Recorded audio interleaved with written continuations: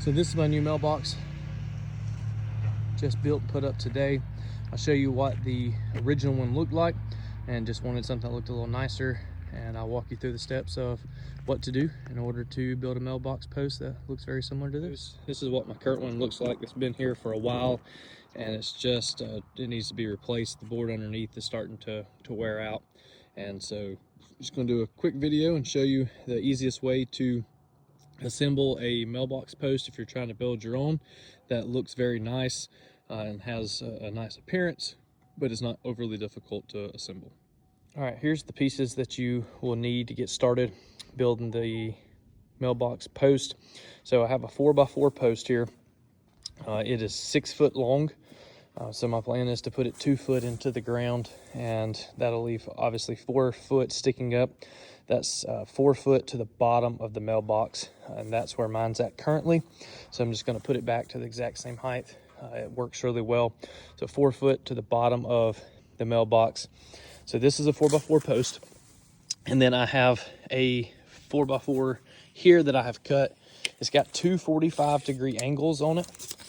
So to show you on the size, the long size from point to point is 27.5. Got a friend that didn't enjoy me being, I guess, in his area. Short side is 20.75.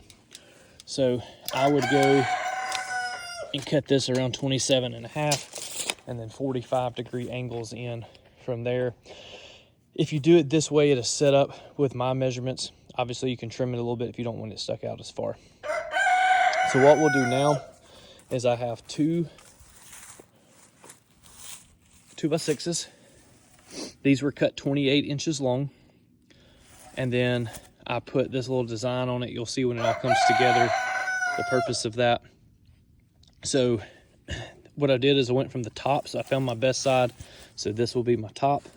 I measured 2.5 inches down, and then I came, so this is 2.5 inches here, and then from my corner I measured back 3 inches, and then cut this angle. I've seen several different ones. Some are a perfect 45-degree angle where you go 2.5 and then 2.5. I've seen some that are 3 and 3. This is just what I decided to go with. So again, this is 2.5 inches, 3 inches in, and traced it. Did it to match on both sides, just to kind of give it this look. And then we'll come in and I'll show you how we'll assemble it all together.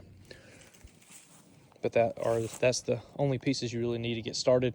You'll need either a 1x or 2x to go under the mailbox, but we'll look at that in a second. All right, so I got my pieces laid up here. I'm getting ready to assemble this.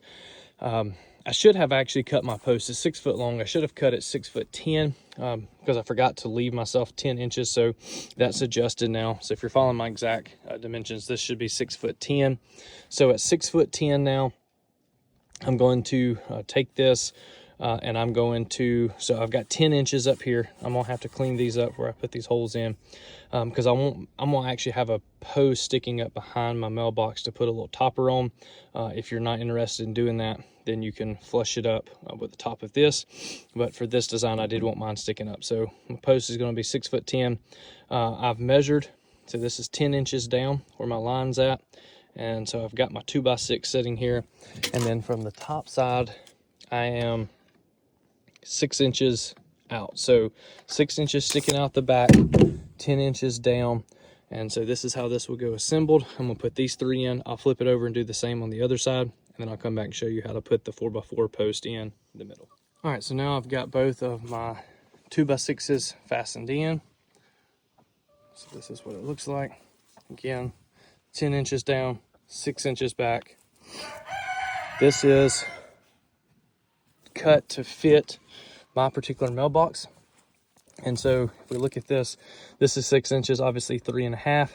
That gets us to 9.5. And so the remaining of that 28 is right here. So about 18.5 inches. So now to get this in, so I've got this positioned where I want it. So I cut it long on purpose. I'm gonna mark it. So this is coming out right into the point where it should. So I'm going to go cut this. I'm gonna mark it now, and I'll be able to go cut it off exactly.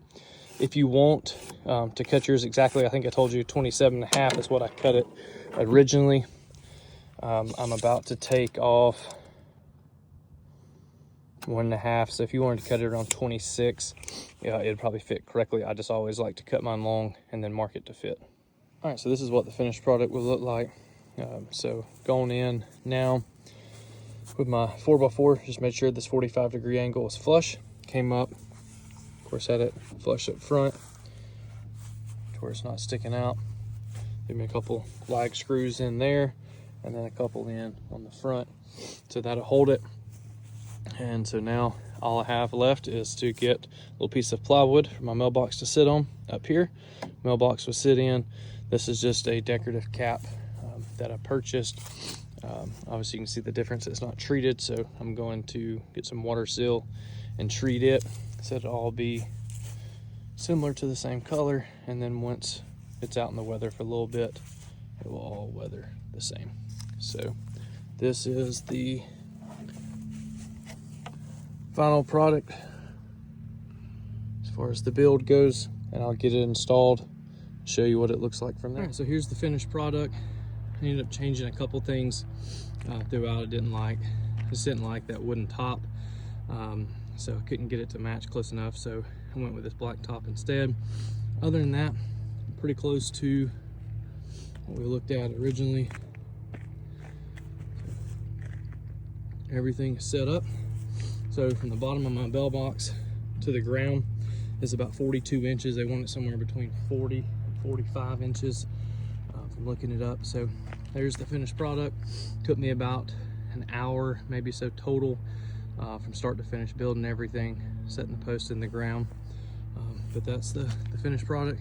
Nice, clean, but a little more decorative, of course, than what was there. So hopefully that will give you enough steps to build your own. If you decide to do your own mailbox, hopefully lay everything out so that you can easily do it.